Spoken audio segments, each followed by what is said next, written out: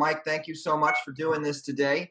For those who have no idea, obviously you and I have known each other for over, God, 20 years now, almost 20 Has it years, been that something long? like Yeah, that. it's It's been been a very a long while. Wow, time, it's weird to and say it like that. it's Yeah. crazy, right? Um, and I think some of the people that are a part of our community know that we started SoundLife together and that we have this journey as musicians together, but there's a whole nother side to what you do outside of SoundLife, and that's what we want to share with everybody today. So if you could just give everybody a little summarized version of your journey from going to Berklee College of Music to be a bass player to now where you're running SoundLife with me and also in A&R at Position Music. Yeah, so done music my whole life, and then when it was time to start looking at colleges, there was only one I was considering, which was Berkeley. Did the world's We didn't have a lot of money, so did the world scholarship tour thing, got lucky and got a pretty decent scholarship, so was able to go to Berkeley. My first night in the dorms is where we met, and we jammed on some jazz standards and things, and our friendship started then. And then throughout Berkeley, we were in bands and other things and did a lot of gigs. When I graduated, I moved to LA, and you were actually already there because you beat me there. And started doing gigs and things. We had worked a lot together. And then a couple of years had gone by of us both working and doing the gigs thing. And we both started pretty much at the same time because we had a lot of these conversations together, but both started thinking about like, what more is there? We're just like kind of auditioning and doing gigs and teaching, and like, what else is there besides this thing that we've gotten into? So I remember I came back from a tour, and you're like, let's go to Big Wings and like have a meeting. I have an idea. And so we sat down, and you showed me the business plan for what eventually became SoundLife. And it was based off of, I remember we were talking a lot about like, just, what could we do besides just chasing gigs and doing those type of things. And I had thought about a brick and mortar music school, but I hadn't really developed it.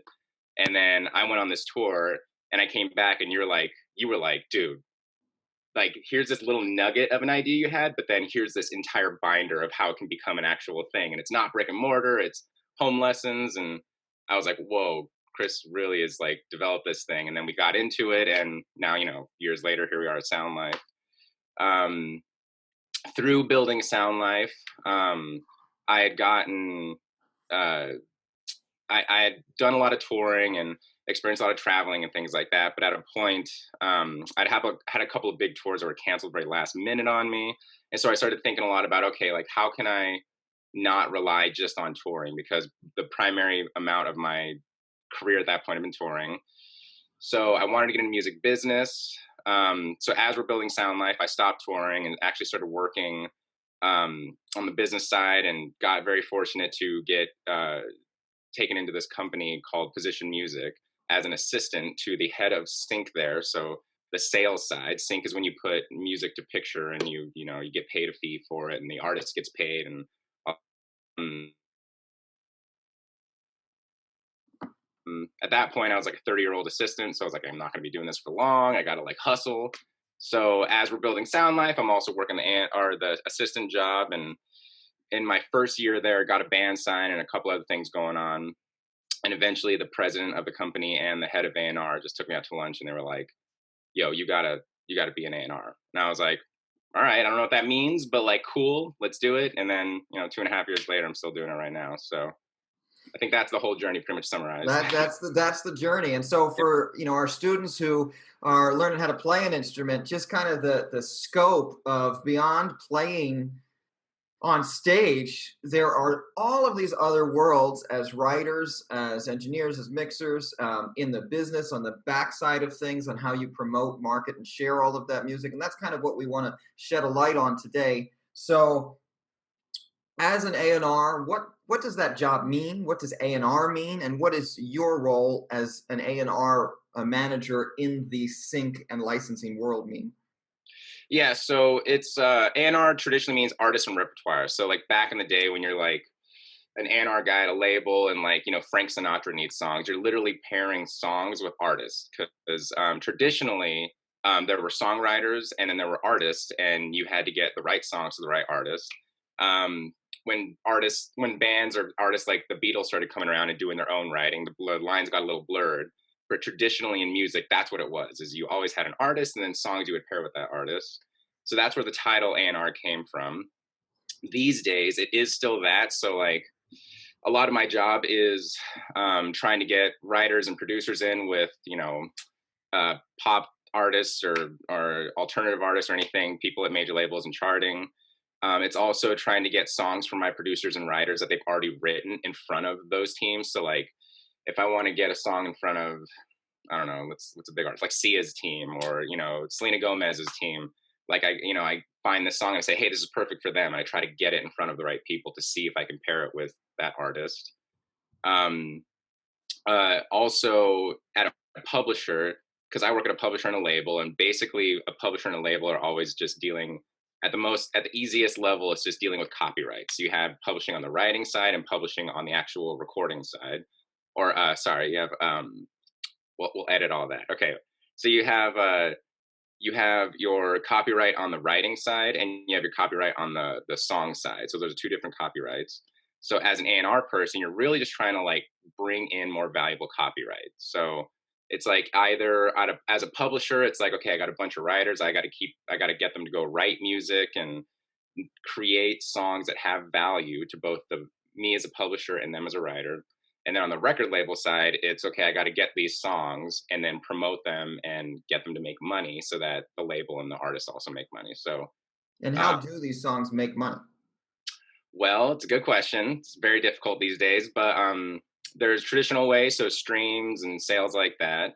My company has gotten very good at synchronization, which is what we focus in a lot. So sync licensing is when you put music to pictures. So when you see that trailer for that new movie coming out and there's a cool rock song in the background, or you see that advertisement for that new Apple product and there's a really cool alt electronic track in it, those are all basically deals from the product or the TV show or whatever with a publisher or a label.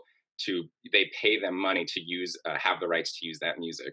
And the synchronization field within the last 5 and 10 years has just been blowing up because there's so much media now. There's like phones that are capturing media, and there's advertising now on just all these different platforms, Netflix and Hulu, and it's not just traditional broadcast anymore. So the sync industry in whole is just blowing up.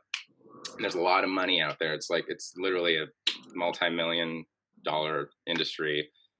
So what's cool about it is in sync, there's always going to be the people that want to use like the big tracks from the big artists, but in sync, really, at the end of the day, for the most part, it's just if the song is right, they'll put it in the ad, so or trailer or whatever. So a lot of artists these days are actually broken through sync. Like there's a band called Shade who had that song Trampoline, which was in a massive Apple commercial, which broke that band and made them from an independent band to like an charting like real like band. So it's been breaking artists through sync because it's such a great platform for discovery now. It's a great marketing if you think about it, because if you get a national advertisement and people are loving the visual and they love the song, they're going to Shazam it, figure it out, go Spotify it. So it's become a great way to like promote yourself as an artist, and also as a independent artist or band, it's a great way to make money now. Like I have like artists and producers who are making more money than a lot of like major label artists, but they're just doing really well in sync. So it's a great way to kind of, as long as you have the right skill set and the right team behind you, you can actually make a really decent living off of just music, and you don't have to have a song on radio or something to do it anymore. In this world, how much of what someone's looking for, someone in your position, in terms of what you're looking for, how much of it has to do with with someone trying to write the right thing for a situation versus the situation going out and trying to find the right thing that already exists? Good question. So it's both. So if I'm looking to sign an artist or a band that already has created music and they're on an independent level, I need to, when they're independent, then I need to sign something that I think there's sync value in, because that's how we just generate income and revenue for everyone.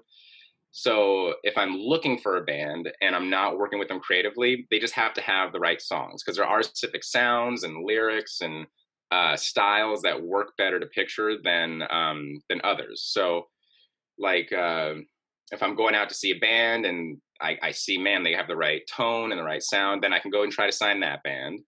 And then that's one where it'll just happen to fit in a certain area of sync, but they've already created it. I also work creatively with a lot of artists and producers where we just start from the ground up. Like they start demoing songs, they send it to me. I'll give them notes. They are definitely the professionals, obviously, in writing and producing, but like I just know a lot more in sync in general. Like kind of maybe we should flip that lyric, or maybe that pre should kind of set up the chorus a little more. So we work creatively together to create a song that will work better in sync for them. So it's kind of both. It's either like looking for stuff that's already created that I feel confident will work well in sync, or working with talented people that we can collaborate on together to create music that'll work well in sync. How often do you find that writers are either open to changes that might lead them to be more successful in this, or protective of what they have as it stands? Great question. It's I would say I would say 50-50. It's all about just meeting people and understanding what they're looking for in a partner though. Like if I have a first meeting with a band, and you can get a vibe pretty quickly if they're down to collaborate, or if they're like, this is my statement. And if they're saying this is my statement, then I don't even suggest things or whatever. I just let them do their thing. And then hopefully if just what they're doing happens to work within the company I work at, then that's awesome. Then it's all good. But there are other people. I think these days sync is a lot cooler too. Like in the early 90s or the late 90s and early 2000s, sync wasn't as cool. It was seen in the industry as kind of selling out. Like, I don't want to be in that L'Oreal ad or whatever. Like, that's lame. But once the label started folding during the early 2000s, and the value of just a master and the sales on a traditional level started dipping, labels and artists started looking at other sources of income. They're like, okay, how else is my music making money? And that's when sync started getting really popular, because like, wait a minute, like I can make millions of dollars off of this area that I've never focused on before. So then you see through the 2000s, like sync as a way to like make money in music just becomes massive and a huge focus. And um, the quality of music in sync starts getting higher, because now you have major artists that want to get their music in trailers and ads and things. They don't see it as lame anymore. So nowadays, it's not considered really lame anymore. Like, everyone's kind of trying to do it.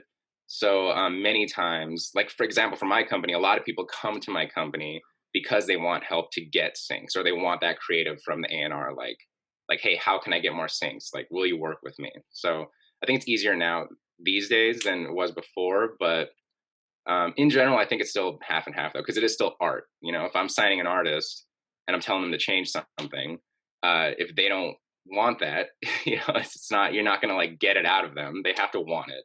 So Yeah, so that brings me to my next and probably last couple points here as we kind of close the interview off. Let's imagine our students with Sound Life. We have a lot of students who, over the last few months, especially this year specifically, have really gone in on writing their own music, learning how to record things at home, learning how to use the various recording softwares, and then going on to getting them mixed, mastered, and finished, and putting them out there. So now we have students who are ages 12 to 17, much younger than we were when we were getting started, who have an incredible head start. And they have their own Spotify, their own Apple Music account, they have their own Instagram profile, they have their own image, some have websites, music videos, things like that. And they're getting such a head start. How does that person position themselves to be successful if we think about success as creating art and delivering that to people and being able to support yourself in that process? yeah, I mean, a lot of it is all that stuff these days, right? Like back in the day, the label really brought those things, like the website, the marketing photos, the direction, the creative direction on the stuff outside of music, like what's the look and what's the story. There's so many tools now just at your fingertips as an independent musician or artist, that the bar has just gotten really raised.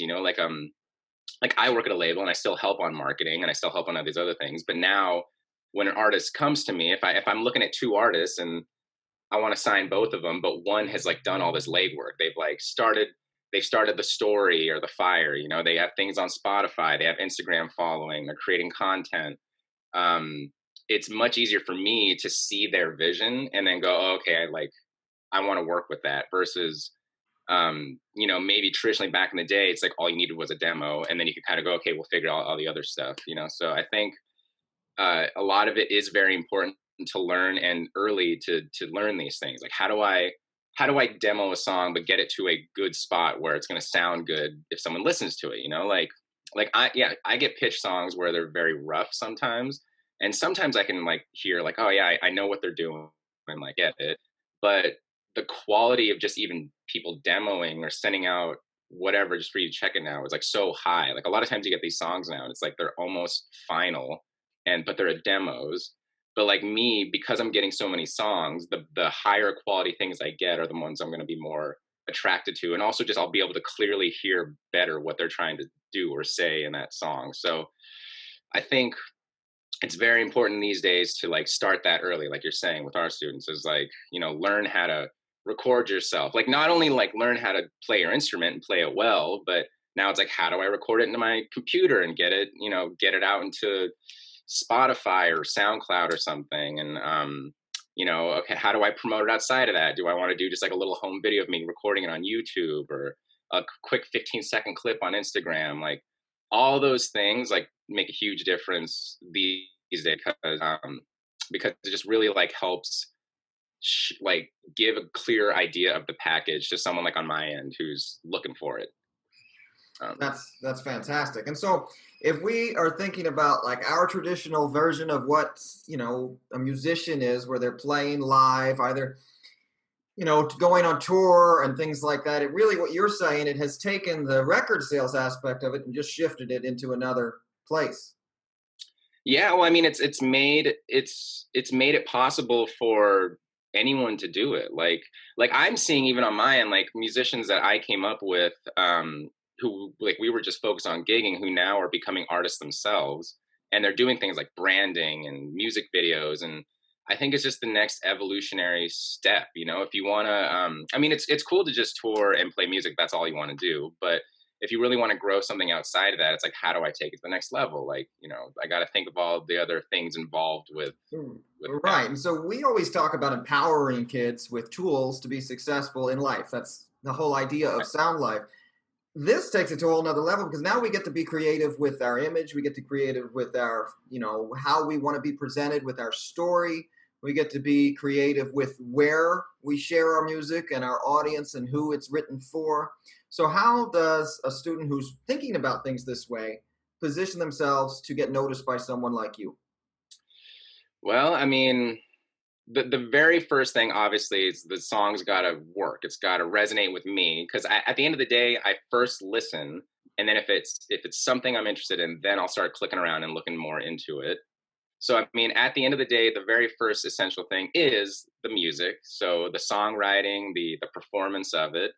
Um, but beyond that, it's all the other things, like what's the quality of the song that's delivered to me, like good drum sounds or good vocal sounds, things like that. How did they get it to me? Like, is there more with it, like an Instagram, or is there even just like iPhone photos on their Spotify? Like a lot of you can just do so many high quality things like at your fingertips now with our phones and computers. So it's like, have they taken the time to really develop all those other things? Um, That's yeah. awesome. Okay, last question. Yeah. Um, how did your music education position yourself to be able to communicate and work with these musicians, writers, producers, the way that you do now? How much do you think having that music education as your foundation has helped you? A lot, actually. I think that's what helped me move into A&R pretty quickly at my company is um, a lot of A&Rs typically um, aren't usually like a musician that has vocabulary. They're more like they've come up on the business side or the legal side or the management side. And you know, don't get me wrong, like these people know music obviously and they know how to communicate it, but I know how to communicate it on like an actual like note level, you know, like I have one of the very first EPs I ever did. I was working with the producer, and I was like, man, we should go Jackson in that bridge, and he's like, oh, I get it, and he starts writing these progressions and sending them to me, and I'm like, these aren't Jackson 5, and he keeps sending them to me, and finally I was like, man, can I just like tell you which notes to play in this bridge? Can I just give you the progression? He's like, please. And so I just literally like typed in an email like the progression, and that song has generated a lot of money now. I don't know if it was because of my bridge, but like, anyways, I was able to communicate with him on like a real like theory and musical level how we can get the song across the finish line. So I find a lot of the producers I work with are very appreciative of that, because typically, you know, the joke is always like, oh man, the label says the song should be more blue, or it's not happy enough, and it's like it's so vague, like it's just really like, what do you mean by that? But I can like literally tell someone like, oh, if you go to a flat 6 chord, it's too moody, like keep it like at a flat 7 to 1 and a 4 or whatever, like don't go flat 6. And producers will be like, oh my god, that's like so helpful. You know, it's like saves a lot of time.